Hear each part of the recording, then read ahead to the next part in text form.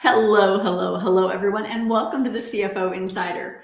My name is Amy Brownell, and I go live here on YouTube and on Facebook every single Tuesday to talk about all things CFO and advisory related. So I would love it if you would go ahead and hit that subscribe button if you haven't already. That way you are made aware every time we drop new content.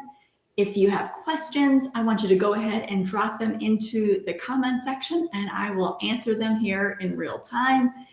If you have questions after we are done today, then feel free to go ahead, drop those into the chat and I will answer them as well. All right, so today what we're going to do is talk about something a little different than what we typically talk about, which is when you have your own bookkeeping or fractional CFO business, what should you be focusing on? So there are, as you can imagine, as a business owner, there are a million things to do. How do you determine what to do first, or maybe what to do next? So that is what we're going to talk about today. Like I said, if you have any questions, feel free to drop them into the comment section and I will get them answered for you. Let's dive in. So what I typically like to do when I am trying to organize my own workload, I divide it into 3 buckets. The first bucket is known as revenue generating activities. So think of those as things that either create, advance, or close sales. So anything that is like getting in front of a new prospect and talking about your product and the services that you sell. It also could be getting in front of people who are already interested. So maybe they're warm leads, or maybe they're people that are already buying something from you and you were looking to upsell them into something else. So maybe you've got some bookkeeping clients that would be really great advisory clients. So making sure that you are getting in front of people who are potentially wanting to buy your product, whether they be new prospects or whether they be people that you've been talking to and you're just looking to advance them along the purchase timeline. So that is the second thing. The actually closing deals. So I think this one gets left kind of by the wayside. If you've got people who are this close, ask them for the sale. Ask them to go ahead and move forward. That is definitely a revenue generating activity. And then finally, grow what your existing clients, what they are already worth. So this is a great example of what I just spoke about. So taking those existing bookkeeping clients and those existing tax clients and upselling them into CFO advisory work. So that is something that you can absolutely do. So those are things that are revenue generating activities. Things that, like I said, create, advance, close sales. Those are what you should focus on first. Your business is nothing without sales. So absolutely, that is the first thing that we should prioritize.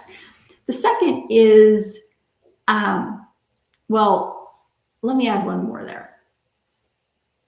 Another revenue generating activity could be raising price.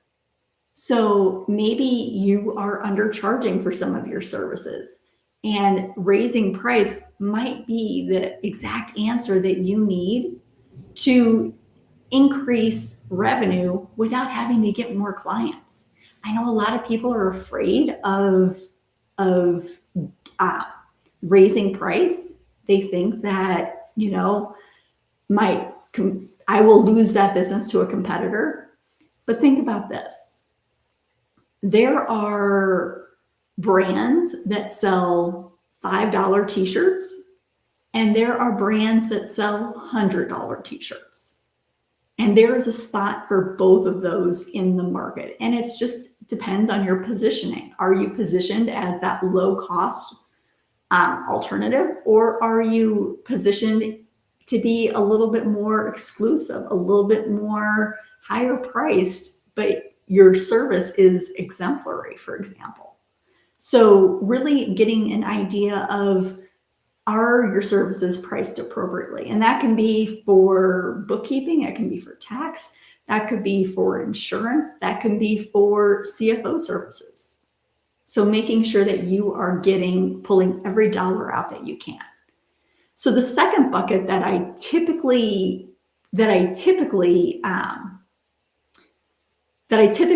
bucket my activities into is revenue protecting. So keeping more of what I've already earned.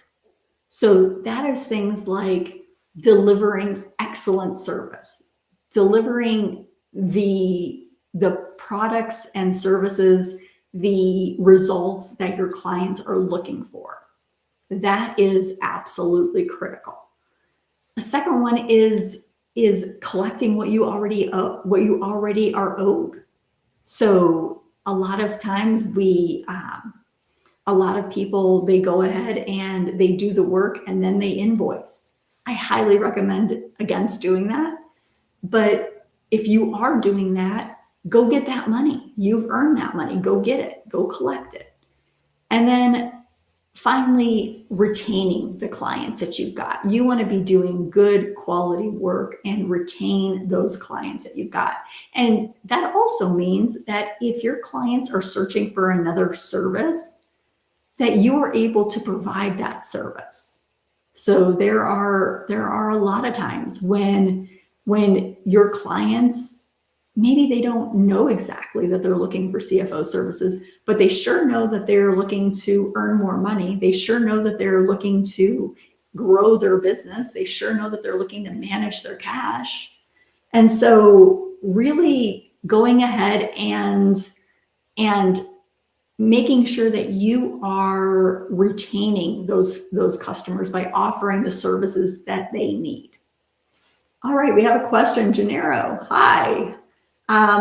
The question is, what has consistently generated the highest quality CFO clients for you? So there's lots of ways to get clients that we talk about.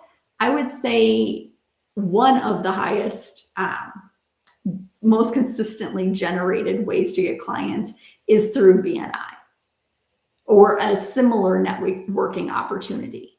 That is something that people in the group have just so consistently used to get clients. We've had people go in to a BNI meeting, people, they weren't even members of the group, but once they heard what services we provide, they are bombarded with referrals. So making sure that you are going after those referrals, that's probably the first and foremost way to get clients. All right, so back into this. What is the third bucket how I divvy out my responsibilities to my business?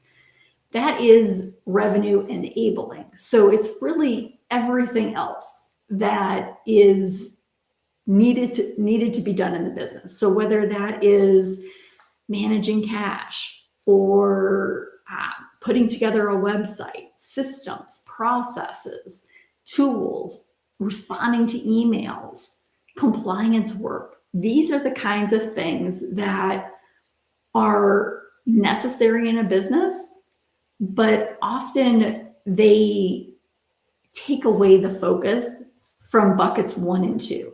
Where we really want to be focused is revenue generating and revenue protecting. That's where we want to stay in our lane and put most of our effort toward there. But what I find is that a lot of people actually focus on that revenue enabling.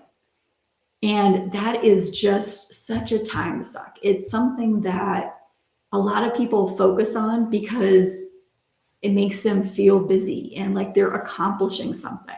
It's really easy to get some of those checked off of our list. But keep in mind, you're not getting paid to build a website. You're not getting paid to respond to emails. You're not getting paid to do proposals. You want to keep your focus on the things that are actually revenue generating, revenue protecting. So not to say that those revenue enabling tasks don't need to be done, but they certainly shouldn't be done at the expense of the others. All right.